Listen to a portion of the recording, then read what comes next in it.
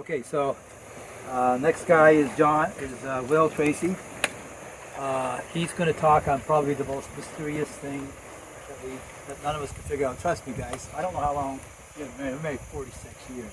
To my high school, so I've known her about 50 years. I still can't figure it out. And that's Rescue the Beauty. Will and I have been together for quite some time. I will tell you an interesting story that we went through hell, both of us. There was a church split. There was a lot of stuff going on there, and the group that we originally was almost dissipated. And it was through his courageous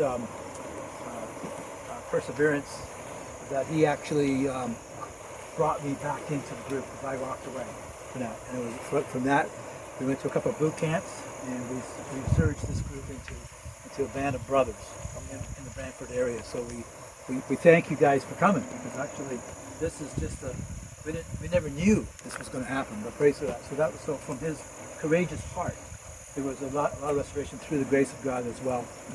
So he's going to talk about his beauty. He's been married for quite some time.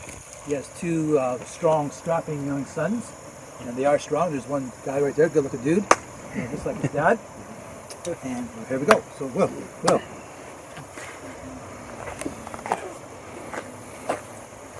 So as Mike said, I'm talking on the beauty to rescue. And when we were divvying up the talks, I volunteered for this one. And this past week, as I'm trying to write it up, it's like, man, boy, was I ever stupid. So I chose to volunteer for it, not because I'm an expert and I know what I'm doing. It's more the opposite. I need a lot of help in this area. And John was talking about the wound, that the important part is to share it. And there's a lot of healing that comes with talking about the wound, and so I figured talking about rescuing the beauty would probably be beneficial to me. So if you've ever read the book Wild at Heart by John Eldridge, he talks about most of the book is geared towards men, and he starts off dealing with men. And one of the things he says is that every little boy has a question that is a core to his heart that he needs answered by a father, and that is mainly, am I strong? Have I got what it takes? Am I a man? And just like every little boy, every little girl also has a question that is the core to her heart, and it needs also to be answered by her father. And her question is, am I lovely? Am I worth pursuing? Am I worth fighting for? And the important part of that, talking about that question, is that's where Satan likes to hit, is right in the center of who you are. And so that is the question that he usually targets. And for whatever reason, oftentimes, we as dads, sometimes we fail to answer that question for our children. If her father is violent and abusive, the message that she could receive is, no, you are dirty. Anything attractive about you is dark and evil. If her father is passive, then she may suffer abandonment. And the answer that she gets to her question, am I beautiful, is no. You're not desired. You're not worth pursuing. And that wound goes deep to her heart. And as she goes through life, gets older, it starts dating, that answer seems to get reinforced.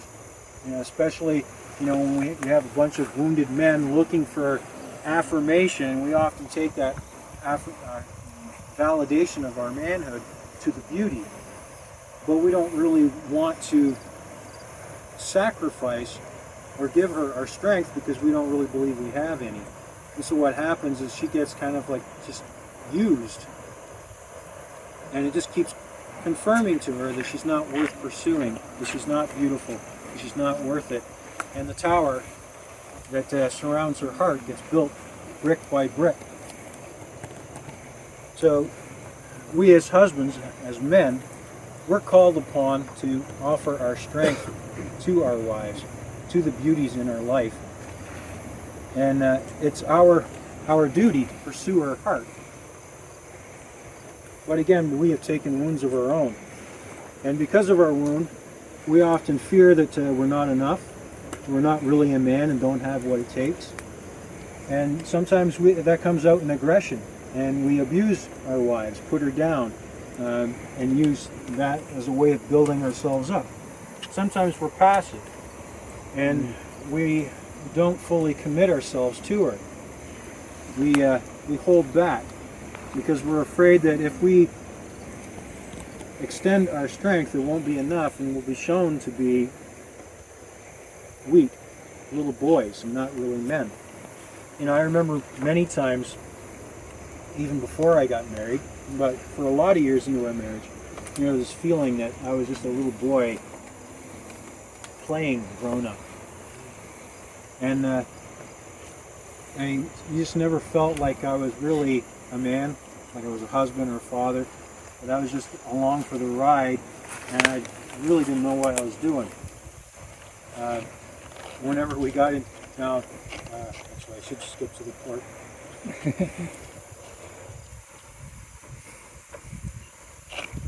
Often, as passive men, what we do is we take our validation to the beauty, to our wives. We look to her to confirm to us that we're men. And I did that. You know, when we first got married, all I really wanted was to make her happy. And if she was happy, then when she was happy, I felt like I was a man. I was doing good. Everything was great. You know, I took my report card to her, so to say. And when she was happy, I got an A. But when she wasn't happy, I got an F. And when she wasn't happy, when she was angry with me, you know, when I had failed her somehow, I felt like I was a total failure and that I was a loser. But, you know, it got to the point, as a man, I felt that my family was better off if I died. And now there's something within me that doesn't allow me to actually follow through on that. But still, you know, I spent quite a lot of time praying that the Lord would take me home. You know, that He would, in a manner of speaking, deliver my family from me, so that Sharon could find a husband who would be the husband that she deserved. Somebody who would be a better example to my sons. And one day when I was praying this, you know, the Lord actually spoke right into my heart, and His answer to my request was no. Your family is not better off with you dead. Your family is better off if you pull up your pants and be the man that I've called you to be. And it's you know, it's been a long journey. I'm still not there. I still have a lot of improvements to make. There's still a lot of times where, you know, as a man, I don't initiate. I tend to, you know, want to slide over to the driver, to the passenger seat, and let her steer, which is not her place. And I leave her feeling like she's carrying all the load on her shoulders. And so there's still areas where I have to step up to rescue my beauty. And it's a long road. It takes a lot of courage and strength, sometimes more than what I have. And a lot of times, you know, I start walking and I feel like I'm doing pretty good. And you know, when you're doing bad, you know, you've always kind of got your hand in God's hand. You know, it's like, hey God, I need your help. But then when you start doing well, you kind of say, I got this, and you take your hand away, and it's not long before you're falling flat on your face. But again, one of the things that I've learned is when I fall flat on my face, yes, Satan is right there very quick to condemn me and tell me I'm a loser, a failure. But I have to remind myself as to what the Lord has told me. And that is, you know, I need to get up, pull up my pants, and be the man that He's called me to be. Finding other men to journey with has been really, really great. It's been a huge boost and benefit to me. I've grown a lot since our group has started. we do have to be very careful about the group of men that you reach out to. I remember reaching out to a group of men once, and I shared how I was failing.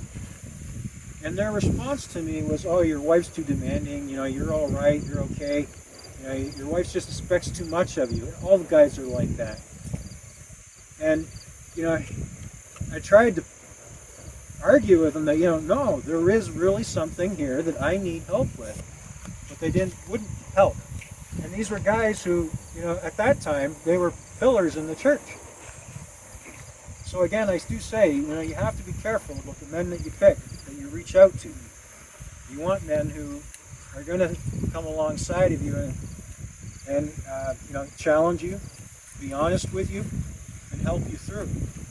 You don't want guys who are going to placate you and say that, "Oh no, you're okay," or kind of take your side and say, "Oh yeah, your wife's horrible." You want guys who are going to be honest with you and say, "Hey, here's where you're messing up. Here's where you need to go. This is what you need to do." But rescuing the beauty can be one of the hardest challenges we take. And sometimes it's daunting. I know for myself, I still need to work in the area of courage. But it's the one that we're called to.